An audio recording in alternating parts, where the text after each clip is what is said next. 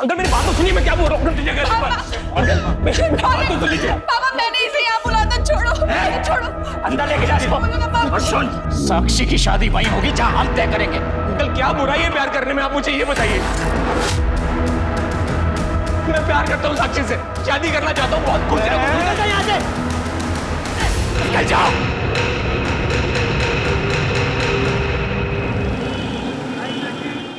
थोड़ा सा लेफ्ट करना, बस बस बस, करेक्ट।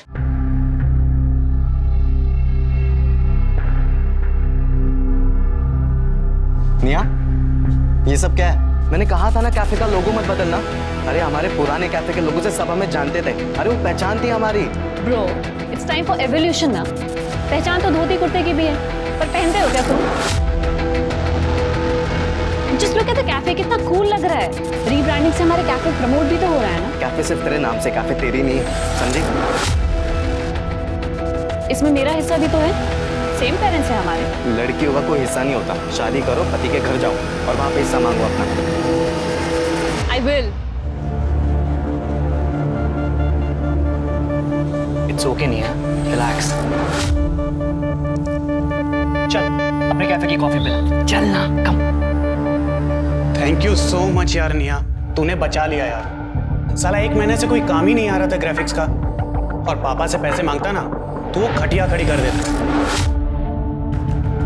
ओ प्लीज यार, दोस्ती में क्या thank you. Hi guys. Hey, what's up?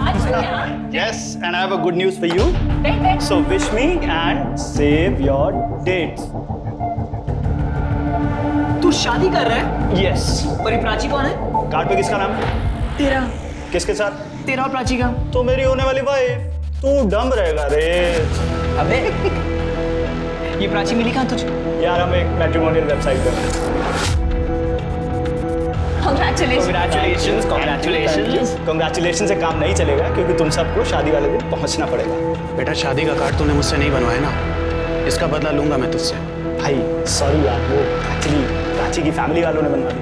सही है ना, पैसे बच गया। अरे यार मजाक कर रहा था मैं। अब मीठा तो खिला। मेरी शादी की खुशी में तुम सब मिठाई खाओ। ऐसे लोगों की वजह से अरेंज मैरिज आज तक चलती आ रही है। जितनी जल्दी हो सके रिश्ता तय कर दो। अरे उम्र ज्यादा है तो क्या हुआ, 70 साल की उम्र में भी मर्द मर्द ही होता है, और ये तो फिर 40 के ही हैं। बात आगे बढ़ाओ। पापा आप ऐसे नहीं कर सकते। एक बात समझ ले, मेरी इज्जत से बढ़कर जिंदगी में और कुछ भी नहीं, औलाद भी नहीं। अगर मैंने तुझे पैदा किया है ना तो मार भी सकता हूं।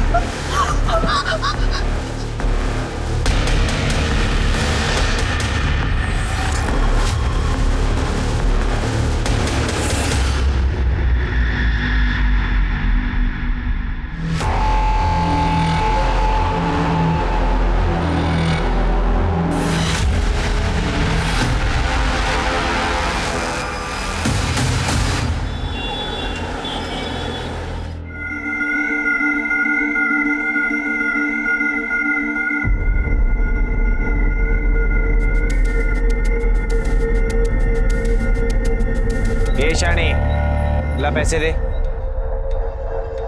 ये क्या, सिर्फ 500? 1000 रुपए निकाल चल। तूने 500 ही बोला था। 500 एक का लेती है, तुम 2 थे। चल ज्यादा ड्रामा मत कर, चल जा। अवधू चल। शानी कल आएगा ना, तब देखेगी मैं तेरे को। अरे जान दे कमली, ये तो इनका रोज रोज का नाटक है। चल कम से कम 500 तो मिले ना। कई बार ये 500 भी अपने को नसीब नहीं होते। बहुत हो गया, पड़ोस वाले मोहल्ले में गोद भराई की रस्म चल रही है। अरे पर वो एरिया तो मल्लिका का है ना। और वैसे भी हम तो नकली किन्नर हैं। अरे तेल लेने गई मल्लिका, अब जो करेगी ना ये कमली करेगी।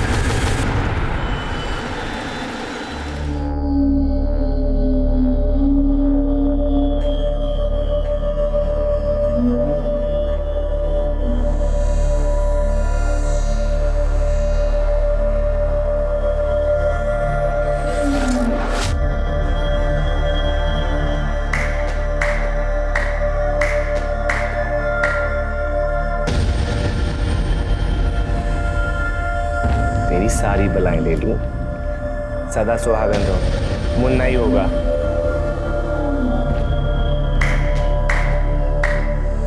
ए सेठ, किन्नर की दुआ कभी खाली नहीं जाती। घर में बेटा ही होगा, वो भी स्वस्थ। ला, अब हमारा मुंह मीठा करा और पर्स भी भारी।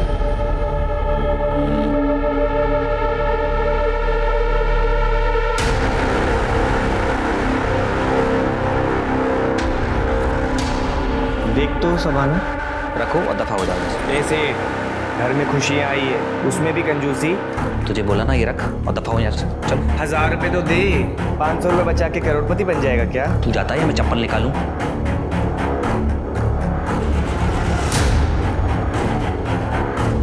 ए सेठ, इसकी मिठाई खा तू। छोड़ना रे, इसको बाद में देख लेंगे।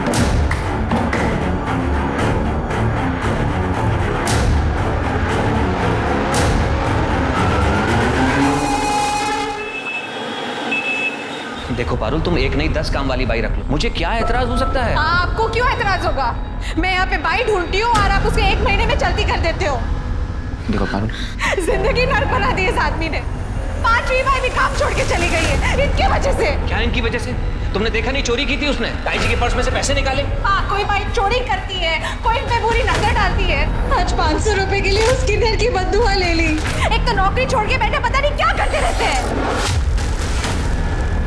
खुद की बीवी तो डिवोर्स करके भाग गई है और सारा दिन घर पे पड़े रहते हैं। विशाल, मैंने तय कर लिया है, मेरा बच्चा इस माहौल में बड़ा नहीं होगा।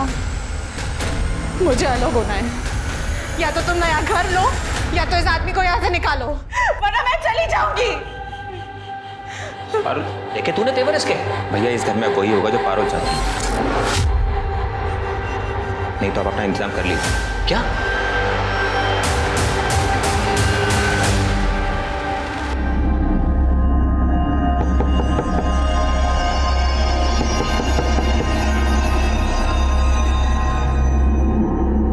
ये विनोद भैया को अभी क्या चाहिए?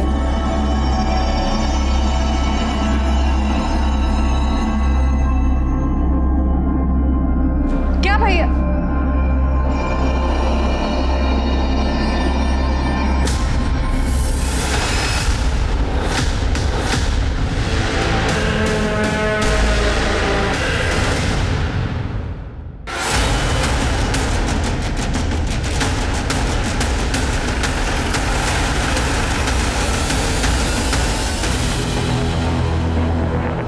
चारों तरफ अच्छे से चेक करो।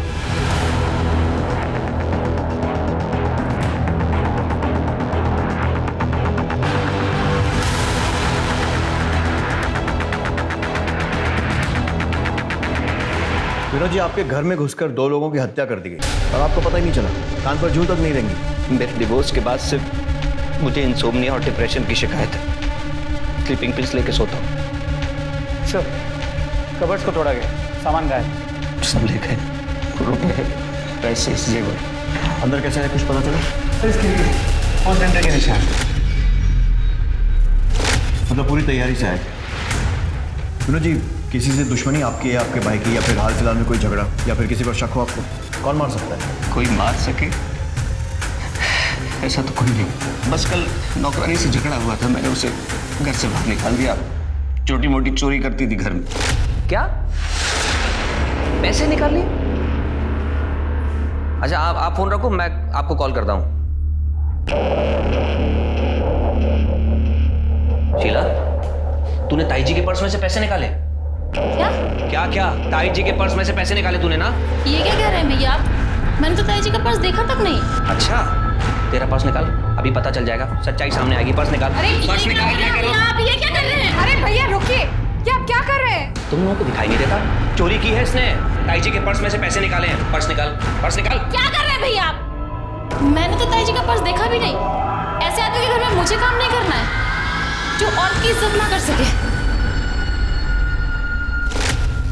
नौकरानी की डिटेल्स लो और उसको थाने बुलाओ। आसपास एरिया में चेक करो कोई भी सीसीटीवी है क्या। चोरी हुए सारे सामान की लिस्ट बनाओ और सारे गहनों की लिस्ट ज्वेलर्स के पास भेजो। चोरी तो कर ली है, कहीं ना कहीं तो बेचने जाएंगे। सर, पारुल और विशाल का कत्ल उन्हीं के घर के अंदर कर दिया गया। पारुल 7 महीने की गर्भवती थी, फिर भी कातिल को रहम नहीं आया। अब कातिल जो भी हो, लेकिन किसी गर्भवती महिला का कत्ल करना हर एक के बस की बात नहीं। जो कोई मानसिक विकृति वाला शख्स ही कर सकता है, जिसकी नजर में इंसानी जान की कोई कीमत नहीं। साहब मैंने चोरी नहीं की, पारुल भाभी तो बहुत अच्छी थी, लेकिन उनके वो जेठ साहब वो बहुत ही शक्की इंसान है। उनका खुद का तो तलाक हो गया था साहब, तो उन्हें किसी औरत की खुशी बर्दाश्त ही नहीं होती थी। 6 महीने में 4 काम वाली बाइयों को निकाल चुके हैं साहब। पारुल भाभी के साथ उनका बहुत झगड़ा होता था, और विशाल भैया पक्ष लेते थे तो उनसे भी झगड़ा होता था। उसको औरत और आदमी का फ़र्क ही समझ नहीं आता था साहब।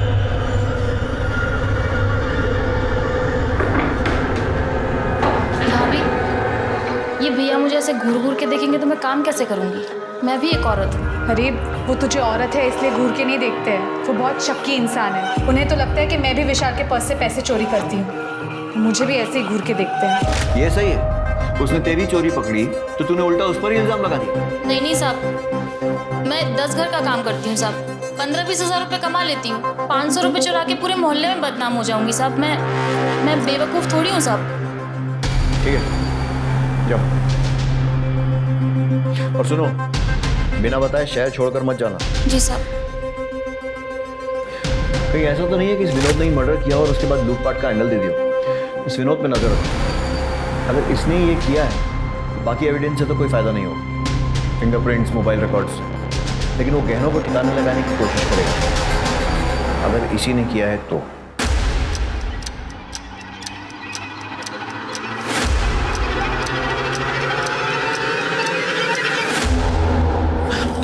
मेरी बात सुनो, देखो मैं पुलिस लेके आता हूँ, तुम बस एक बार सब कुछ बोल देना, उसके बाद ये लोग हमारा कुछ भी नहीं बिगाड़, और अगर उसके बाद इन्होंने कुछ कहा ना तो सारे के सारे पुलिस लॉकअप में होंगे, मैं बता रहा हूँ। नहीं, मैं अपने फैमिली को ऐसे जेल में नहीं डाल सकती। ये लोग ना हमें खुश रहने देते हैं, ना हमें चैन से जीने देते हैं।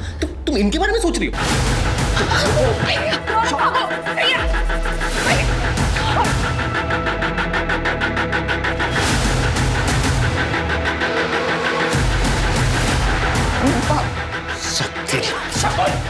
इसे बांध के रख। नहीं पापा। आज के बाद इसे घर से निकलने मत देना।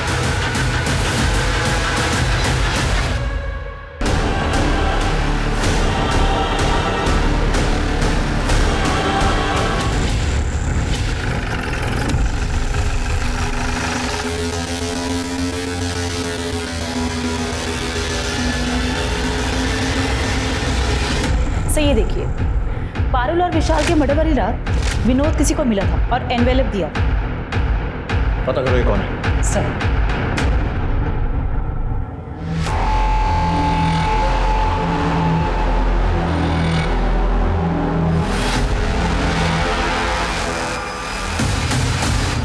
यार मुझे कुछ ना कुछ जुगाड़ करना पड़ेगा। मैं कब तक टोनी के घर में काम करूंगा? ऊपर से मेरा बाप ना मुझे चैन से काम करने देता और ना जीने देता है। प्लीज चिल यार, सारे पेरेंट्स ना एक ही जैसे होते हैं। हो प्लीज यार निया, अब तू ज्ञान मत दे मुझे ज्यादा। तू और ओम कितने लकी हो तुम्हें पता नहीं। अरे ब्रो ऐसा कुछ भी नहीं। जगन, हमारे पास ना सिर्फ ये थोड़े से पैसे ज्यादा हैं, अदरवाइज ये पेरेंट्स वाली प्रॉब्लम ना सब सेम है। तेरे घर में जैसा टॉर्चर होता है ना, वैसे सेम टू सेम मेरे घर में भी होता है। बेब्स, इसलिए तो मैंने बोला था मेरे साथ लिव इन में शिफ्ट हो जाओ, ताकि ये नितेश मेरी सारी चीजों पर कब्जा कर ले। No ways. यू तो नो ना पापा कितने ओल्ड फैशन्ड है, और उन्हें ये लिव इन वाला कॉन्सेप्ट कतई समझ में नहीं आने वाला। आई डोंट वांट कि नितेश मेरे खिलाफ पापा को भड़का के ना मुझे डिसोन करवा दे। I really don't want that. Sir मैंने कुछ नहीं किया सर मैंने किसी को सुपारी नहीं दी सर। वो हमारी सोसाइटी का वॉचमैन है, उसकी माँ की तबीयत खराब हो गई थी, पैसे मांग रहा था, इसीलिए मैंने उससे पैसे दिए सर। हम उसके घर गए, घर पे ताला लगाओ।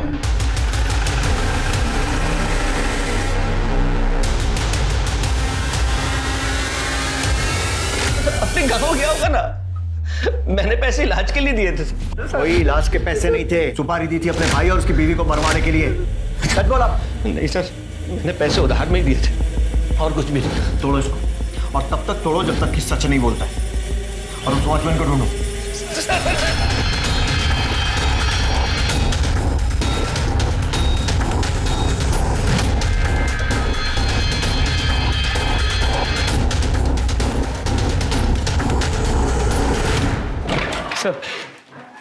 सर वो वॉचमैन के घर फोन किया था, वो वहां भी नहीं है। सर ये वॉचमैन बहुत ही चाहते हैं, उसने विनोद के अलावा और भी कई लोगों से अपनी माँ की बीमारी के नाम पे पैसे लिए। और उसकी माँ 2 साल पहले चल बसी।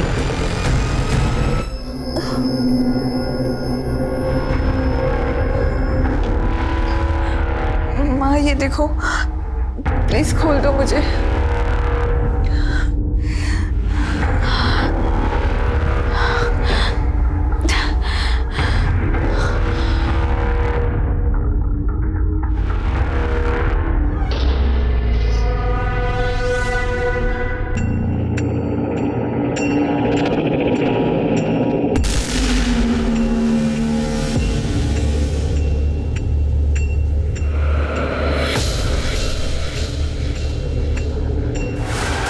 साक्षी, साक्षी, साक्षी, रुको, साक्षी।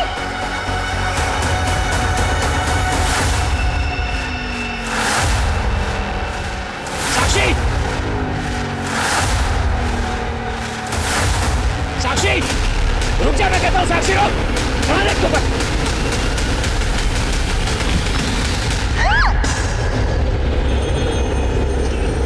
यार तुम्हारे हाथ में तो जादू है, क्या टेस्टी खाना बनाया तुमने यार।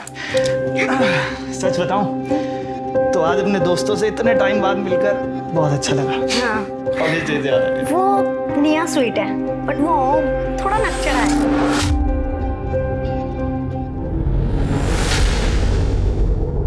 यार कुछ नहीं, इस टाइम कौन होगा?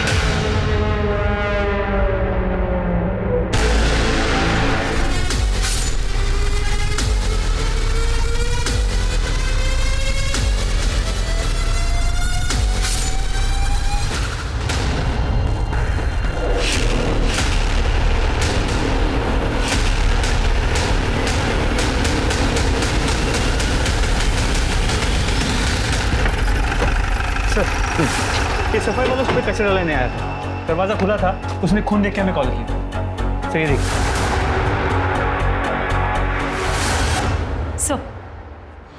सर ये देखिए जूतों के निशान। सर ये उसी तरीके के जूतों के निशान है जो कि विशाल और पारुल मर्डर केस में थे। और सर एक और बात, यहाँ भी चोरी हुई है। एक काम करो, आस पड़ोस में पूछताछ करो, आजू बाजू के एरिया में कोई भी सीसीटीवी फुटेज मिलता है चेक करो, फैमिली को बुलवाओ और चोरी हुए सामान की लिस्ट बनाओ। और ये भी पता करो कि वो वॉचमैन कहीं वापस शहर में तो नहीं आ गया। जी सर। विशाल, ऐसे ही निशान पारुल के घर के दरवाजे पर भी था, चेक करो। जी सर। देख, हमें पता चला कि तू नौकरी छोड़ के घर पे बैठा था, घर में सिर्फ पारुल और विशाल की जल्दी थी, इसीलिए तूने उन्हें मरवा दिया। अब ये बता कि किससे और कैसे? सर मैंने किसी को नहीं मरवाया। देख, 2 और लोगों का मर्डर हुआ, अगर सच सच बोलेगा तो तेरी सजा कम करवा सकते हैं। सर मैं हाथ जोड़ता हूँ सर, मैं आपसे पहले भी कह चुका हूँ, मैंने किसी को नहीं मरवाया। मानता हूँ मैं उनसे चिढ़ता था, लेकिन थे तो वो मेरा परिवार। अब आप बता रहे हो एक घटना फिर से घट गई, तो मैं तो बेकसूर हुआ ना सर। सर, राज के घर वाले आए। नए घर में शिफ्ट हुआ था सर, तो सत्यनारायण की पूजा रखी, हम भी वहां पर थे। दोपहर का खाना खाकर हम दोनों निकल गए थे सर, क्योंकि उसने अपने दोस्तों के साथ एक पार्टी रखी थी। आप जानते हैं उन दोस्तों को? जी सर।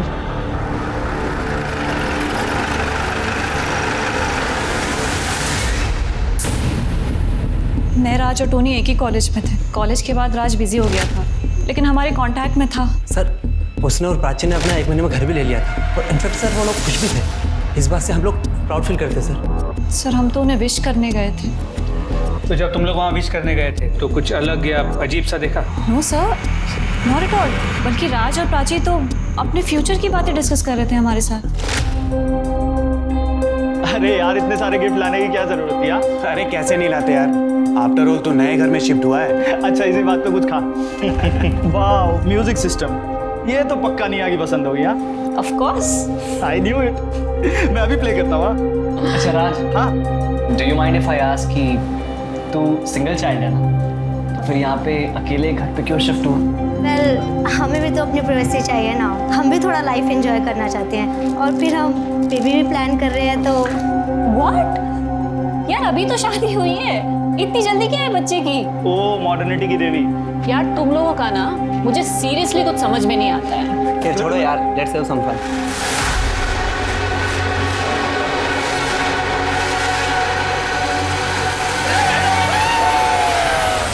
सर राज अपनी फैमिली का इकलौता बेटा था, लेकिन प्राची उसके साथ अलग रहने लगी थी। कहीं ऐसा तो नहीं कि उसकी फैमिली ने? नहीं हाँ, उसकी फैमिली ऐसा कुछ नहीं कर सकती है।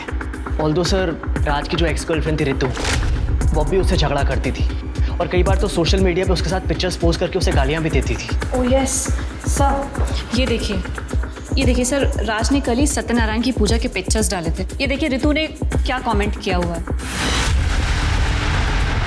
रितु की डिटेल्स लो, पुलिस स्टेशन बोलो। सर क्या बताया sir? I wrote it on Friendsbook और अच्छे से उसे गाली दी और पब्लिकली सोशल मीडिया पे शेम किया। आपको पता है मेरे कितने फॉलोअर्स हैं? 2000। 900 लोगों ने तो मेरी पोस्ट भी लाइक की और सबने कहा यू गो गर्ल। देखो हमने पता किया है, तुम्हारा राज और उसकी बीवी के साथ झगड़ा हुआ। अरे चूड़ियां ले लेंगे यार पहले। कमीने, मेरी लाइफ बर्बाद करके तू इसके साथ यहाँ मजे कर रहा है। देखो रितु, अब मेरी और राज की शादी हो चुकी है, तो तुम ये चुप बैठ चुड़ैल, समझी? तेरी औकात नहीं है मेरे सामने बोलने की। Ritu behave yourself. तुम्हारी इन्हीं हरकतों की वजह से ना मैंने तुमसे ब्रेकअप किया। हरकत? व्हाट हरकत? हाँ, ऐसा क्या किया मैंने तुम्हारे साथ? बोलो ना, क्या किया? थप्पड़ मारा तुम्हें? तुम्हारे कपड़े फाड़े? अब मेरे पति को हाथ लगाया तो मुझसे बुरा कोई नहीं होगा। Get lost. हाँ तो वो डिजर्व करता था सर, और मेरा उसे मार के क्या फायदा होगा? मैं तो उसे तड़पते देखना चाहती थी, उसकी शादी टूटते देखना चाहती थी, लेकिन मर के तो वो सस्ते में निपट गया ना। डॉक्टर को दिखाया?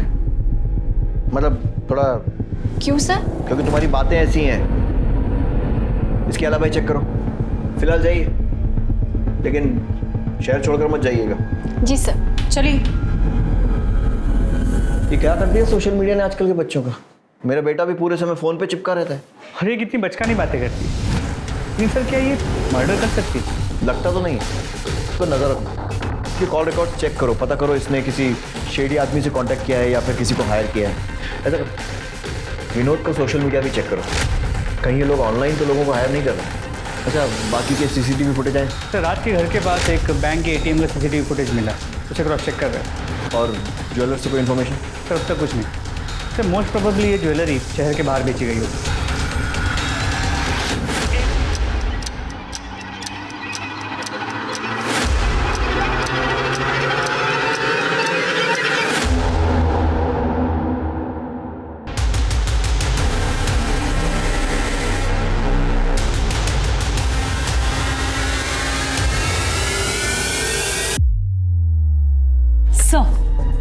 सर ये देखिए, पहली रॉबरी में कोई भी बाइक पर नहीं आया, पर दूसरी रॉबरी के वक्त राज और प्राची के घर 2 लोग बाइक पर गए थे। वो राज के घर की तरफ गए और 20-25 मिनट के बाद वहां से निकल गए। मतलब ये हो सकता है कि शायद पहली रॉबरी के बाद जो पैसा आया उससे बाइक खरीद ली हो। सर हो सकता है, क्योंकि बाइक पुरानी है और नंबर प्लेट भी नहीं। और ये देखिए, राज के घर किन्नरों ने मार्क छोड़ा जो कि पारू के घर पर मिला था, और वो लोग दोनों के घरों में गए गोद भराई वाले दिन और पूजा के टाइम। मतलब ये हो सकता है कि ये लोग शादी पूजा वाले घरों में सुबह मांगने के बहाने घुसते होंगे, तो उसके बाद वहाँ पर छानबीन करते होंगे और फिर शाम को या रात को ये या फिर इनके साथी लूटपाट करते होंगे। हाँ सर, क्योंकि ऐसे वक्त पर लोगों के घरों में गहने पड़े होते हैं, और जो कि बैंक में भी होते हैं वो भी निकाल लेते हैं। पता करो ये किन्नर कौन है और लेकर आओ उन्हें। सब वैसे हमारी साक्षी बहुत सुंदर है, उसका एक्सीडेंट हो गया है ना, इसलिए थोड़ा मुरझाई सी लग रही है। कोई बात नहीं भाई साहब, साक्षी की सुंदरता कम नहीं हुई है ना निखिल? हमारी तरफ से ये रिश्ता पक्का समझिए। साली चुड़ैल, नकली किन्नर काई की? मैं तेरे को बोली ना मेरे एरिया में आने का नहीं करके। मल्लिका, ये एरिया तेरा बाप का है क्या? अरे बाप निकाल दे क्या रे तू? पीछे हो जाओ, पीछे हो जाओ, पीछे हो जाओ। साहब इसको अरेस्ट करो, बहुत बड़ी क्रिमिनल है। तुम्हें बड़ा पता है? और नहीं तो क्या साहब, मेरे एरिया में डाका डालेगी तो मुझे पता चलेगा ही ना। ज्यादा शातिर मत बनो। क्या यहाँ से? बैंकलैंड में दीजिए। क्या यहाँ से? कमली तुमसे बात करनी। बोलो ना साहब। तुम लोग क्या कर रहे हो? जाओ। ये दोनों मेरे साथ। साहब हम हमारी कमली को छोड़ के कहीं नहीं जाएंगे। ये देखो, ये 4 लोगों का खून हुआ है और इनके घर चोरी भी हुई। और ये देखो, इनके घर के बाहर ही तुम्हारा निशान है। इन दोनों घरों में तुम गई थी ना? साहब हम तो किन्नर लोग हैं, जिसके घर में भी त्योहार होता है ना हर जगह जाती है। और क्या है ना कि उस लड़की का गोद भराई था, इसीलिए हम लोग मार्क लगाए। साहब बाद में बहुत लफड़ा होता है, इसीलिए हम जिधर भी जाते हैं अपना मार्क लगा देते हैं। और वैसे भी साहब हम लोग तो दोपहर में गए थे। उन दोनों रात को तुम कहाँ थे? वो उधर हाईवे के बाजू में साहब, उधर कभी भी जाके देखना, रात को हम उधर ही रहती है, पूछ लो जरा। हाँ हाँ हम हाईवे के पास ही थे। एक मिनट, इसका क्या मतलब है कि शादी में जो पैसे लगेंगे वो तेरा हिस्सा है एंड ऑल? यही होता आया है और यही हमारी रीत है। बट ये लीगली सही नहीं है पापा। मुझे आपके कुछ लाख रुपए नहीं चाहिए, मुझे बिजनेस में पार्टिसिपेट करना है। पापा बिजनेस संभालने के लिए मैं हूं ना। पर मैं भाई से बेटर हूँ पापा, आपको पता है। निया पापा प्लीज प्लीज पापा। ओके तो एक डील करते हैं ना। अच्छा हाउ अबाउट 1 महीना भाई बिजनेस संभाले और 1 महीना मैं संभालूं, फिर देखते हैं कि कौन बेटर है। प्लीज पापा अपनी बेटी को एक मौका तो दे सकते हैं ना। अच्छा ठीक, पर पापा कैसी बातें कर रही है ये? पापा धंधे में थोड़ी ना ये सब चलता है, बस 1 महीने की तो बात है। सर पोस्टमार्टम और फोरेंसिक रिपोर्ट पारुल और विशाल के केस जैसी, धारदार चाकू से वार किया गया। फिर में ना कोई डीएनए मिला है ना किसी भी तरह के प्रिंट्स। हैं कौन ये लोग? हवा में से आते हैं और हवा में गायब हो जाते हैं। शुरू से शुरू करते हैं। पारुल के घर इन क्रिमिनल्स ने खिड़की से फोर्स एंट्री की थी, जबकि राज के घर ये लोग सामने के दरवाजे से घुसे थे। नहीं सर, राज के घर पे कोई फोर्स एंट्री का निशान नहीं है। मतलब ये हो सकता है कि कोई जान पहचान वाला आदमी था। तो या फिर ये भी हो सकता है कि राज के घर में किसी ने मदद मांगने के लिए नॉक किया, राज ने बिना कुछ सोचे दरवाजा खोल दिया। पॉसिबल है। और वैसे भी अगर तैयारी से आओ तो 2 लोगों को मारकर लूटने में ज्यादा मुश्किल नहीं होती। राज के घर के आसपास हमें 2 सस्पेक्ट बाइक पर दिखे, लेकिन पारुल के घर के आसपास हमें कोई सस्पेक्ट नहीं दिखे, ना आते हुए ना जाते हुए। सर हो सकता है वो बाइक पर आए ना हो, इसलिए हमें मिस कर दिया, वो पैदल आए हों। Good point. ऐसा करो, मर्डर के 1 दिन पहले और 1 दिन बाद का सारा सीसीटीवी फुटेज फिर से चेक करो।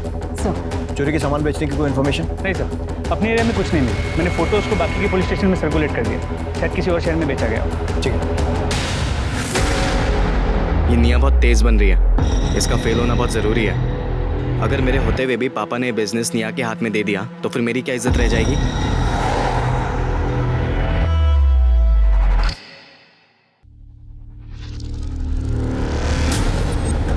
ये यहाँ क्या कर रहा है?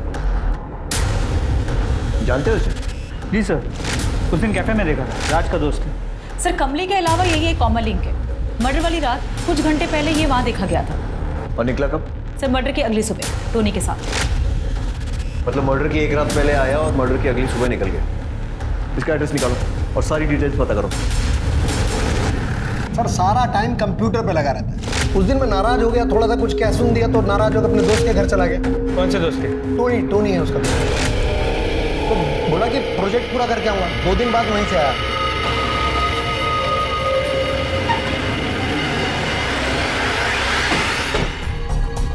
टोनी डिसोजा। जी सर। तुम जगन के दोस्त? हाँ सर। जगन के बाप ने कहा कि वो 30 अप्रैल की रात तुम्हारे यहाँ पे रुका था। हाँ सर, वो 2 दिन मेरे साथ रुका था। तुम क्या करते? सर मैं कॉल सेंटर में जॉब करता हूँ। क्या है सर, सुबह जल्दी चले जाता हूँ, शाम को लेट आता हूँ। जगन के आने के बाद मैं सो गया था और सुबह चले गया जल्दी, और नेक्स्ट डे उसे मैंने ड्रॉप भी कर दिया था सर। सर आपके कहने पर मैंने जगन और टोनी के क्रेडिट कार्ड्स और एक्सपेंसेस चेक किए। पिछले 1.5 महीनों में काफ़ी लाइफस्टाइल में चेंज आ गया। उठा के ला दो ना।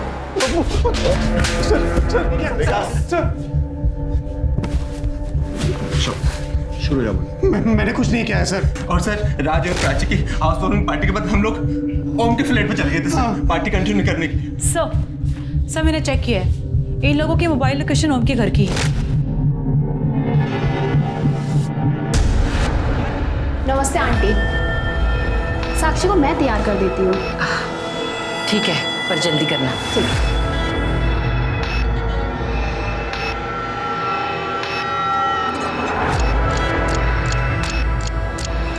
ये ले, रौनक से बात कर। हेलो रौनक। देखो साक्षी, मुझे सब पता है वहाँ क्या चल रहा है। मैंने सब अरेंज कर लिया। तुम बस आज कुछ भी करके रेलवे स्टेशन पहुंच जाओ, बाकी सब मैं देख लूंगा। 11:30 बजे तक वहाँ पहुंच जाना। सब ठीक है साक्षी?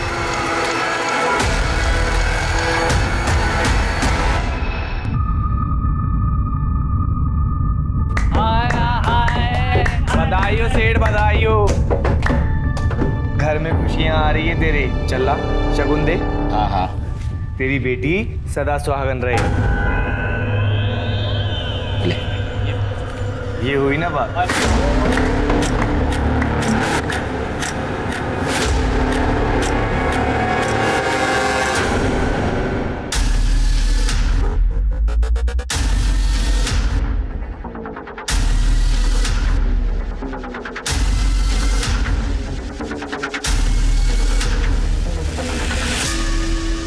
सारी तैयारियां हो गई ना? हाँ। मैं कुछ और सुनने वाला। ए, कौन है वहाँ? पकड़ इसको पकड़।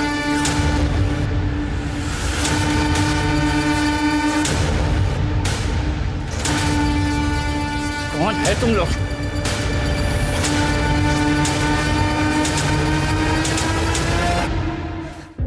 बहुत नाक में दम किया तुम लोगों ने। इतनी मर्डर और चोरियां? मैडम हम दोनों सच कह रही है, हमने कुछ नहीं किया। तो उस घर में क्या शादी के लड्डू खाने गए थे आधी रात को? मैडम वो तो हम उस लड़की को भगाने। एक मिनट, लड़की को भगाने?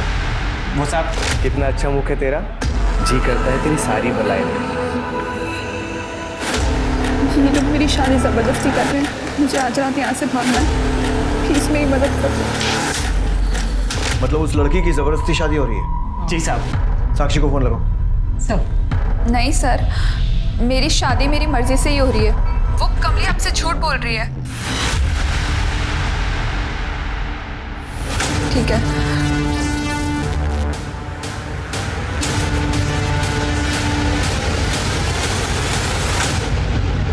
इन लोगों की अच्छे से धुलाई करो, मुझे पूरा सच चाहिए। साहब सच करें। साहब सच करें। मिश्रा, कमली ने कन्फेस किया? नहीं सर, हमने सभी पैतरे इस्तेमाल किए, लेकिन फिर भी वो बोल रही है कि उसने कोई भी जुर्म नहीं किया। तो सर हमने सोचा कि बाकी के एविडेंस चेक करके शायद कोई लिंक मिल जाए, पर सर लिंक मिल भी गया। क्या तो सर जितने भी कपल्स की मौत हुई थी हम उनका बैकग्राउंड चेक कर रहे थे, तो क्रॉस रेफरेंस सबकी अरेंज मैरिज है। हमने उनके ईमेल्स और सोशल मीडिया भी चेक किया। उनकी शादी एक ही मैट्रिमोनियल साइट के जरिए हुई है। मतलब ये कड़ी इन लोगों को जोड़ती है? जी सर, और ये सभी शादियाँ पिछले 1 महीने से 1.5 साल के बीच में हुई। मुझे इस मैट्रिमोनियल साइट से रिलेटेड सभी लोगों की लिस्ट चाहिए, उनकी सारी डिटेल्स चाहिए, और जिन जिन कपल्स की शादी इनके थ्रू हुई है उनकी भी लिस्ट उन्हें वार्न करना होगा। जी सर। Good job.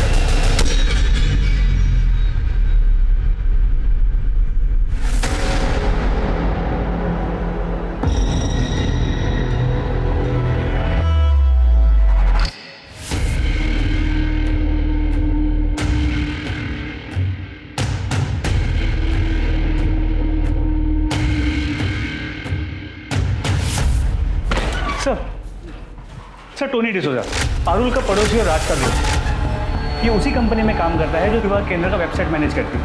और इस टोनी ने आज ही साक्षी और निखिल का अकाउंट भी एक्सेस किया। ये साक्षी वही लड़की है ना जिसके यहाँ वो किन्नर चोरी करने गए? हाँ सर। एक मिनट, बहुत बड़ी गलती हो गई हमसे। ये क्रिमिनल्स लड़की के मायके नहीं बल्कि उसके ससुराल में चोरी करने, लूटपाट करने और मारने जाते हैं। शायद कमली सच कह रही थी। यार अब गाड़ी निकलो। मिश्रा, फौरन उस कैफे में पहुंचो जहाँ टोनी मिलता है, और उसके बाद हमको ज्वाइन करो। सर।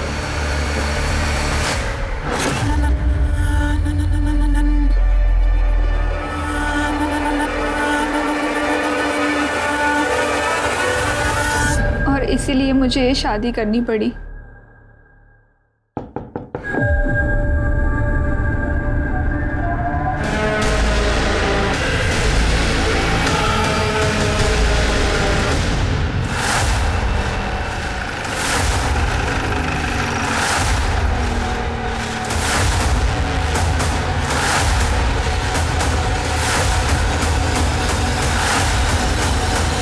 शादी मुबारक हो।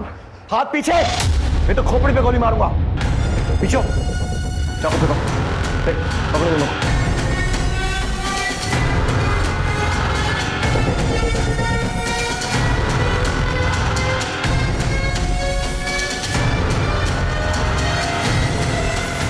बहुत परेशान किया तुम लोगों, बहुत स्मार्ट गेम खेला तुम लोगों ने, कोई गलती नहीं। परेशान हो गए थे हम लोग, समझ ही नहीं आ रहा था करें क्या।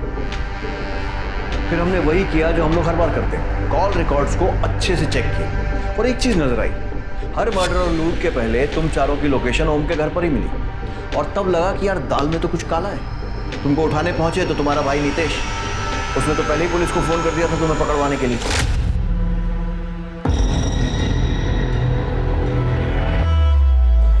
मिल गया निया को फंसाने का तरीका। निया और टोनी का है? सर टोनी का तो पता नहीं, लेकिन मुझे पता है निया कहाँ पर है। मैंने अभी उसका मैसेज देखा sir, red bill party sir, ये पक्का वाली पार्टी है 100%। Please arrest as soon as possible. तुम्हें बहुत जल्दी अपनी बहन को अरेस्ट करवाने की? सर आप निया को अरेस्ट करेंगे तभी तो पापा ये कैफे मुझे देंगे, and everything is fair when it comes to business. Sir मेरा भाई ना एकदम यूजलेस है। वो ना ही एक अच्छा बिजनेसमैन है और ना ही एक अच्छा भाई, और ना ही खूनी लुटेरा। पहला विक्टिम कैसे चूज किया? सर वो टोनी अक्सर अपने पड़ोसियों की बातें करता था, पारुल और विशाल, और उस रात को तो जगन ने भी उन दोनों को झगड़ा करते हुए सुना और फ्रस्ट्रेट होकर मैं वीडियो कॉल किया था। यार ऐसे लोगों को जिंदा रहने का कोई हक नहीं। अपनी अरेंज मैरिज की फ्रस्ट्रेशन दूसरों पे निकालते हैं, और अब बच्चा आएगा फिर उसकी भी लाइफ झंड कर देंगे। उसके बाद हम लोग कैब पकड़ के टोनी के घर चले गए ताकि हम लोग रजिस्टर ना हो सके। उसके बाद हम लोगों ने स्क्रू ड्राइवर से खिड़की खोली और अंदर जाके उनको मार दिया। क्या भैया?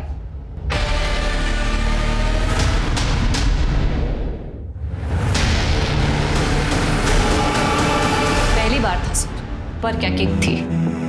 एक काम करते हैं, थोड़ा सामान लूट लेते हैं, लूट का मामला लगेगा और टोनी और जगन का मुंह बंद रखने के लिए भी काफी होगा। Smart girl.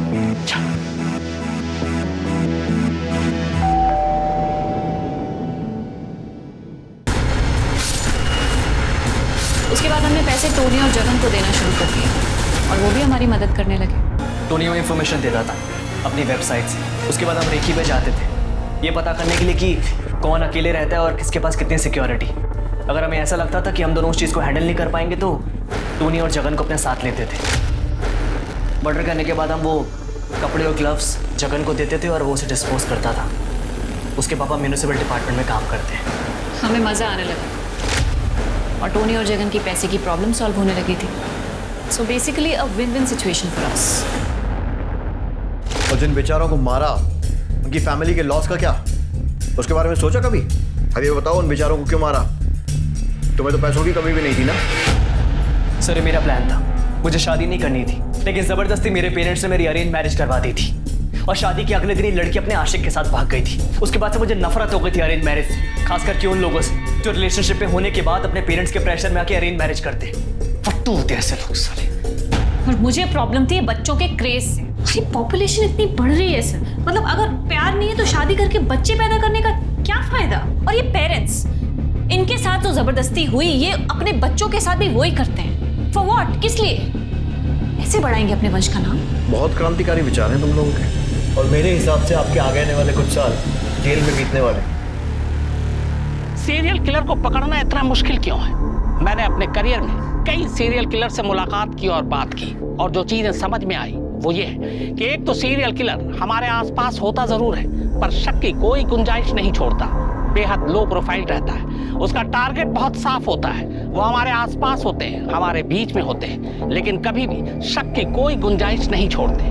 और यही वजह है कि दुनिया की कोई भी पुलिस हो, सीरियल किलर को पकड़ना उनके लिए सबसे मुश्किल होता है। अब मैं अनूप सोनी आपसे विदा लेता हूं, फिर मुलाकात होगी क्राइम पेट्रोल सतर्क में एक और नए केस के साथ और उस पर हमारे एक्सपर्ट के विश्लेषण के साथ। तब तक अपना और अपने परिवार का ख्याल रखें, सतर्क रहें, सुरक्षित रहें और देखते रहें क्राइम पेट्रोल सतर्क। जय हिंद।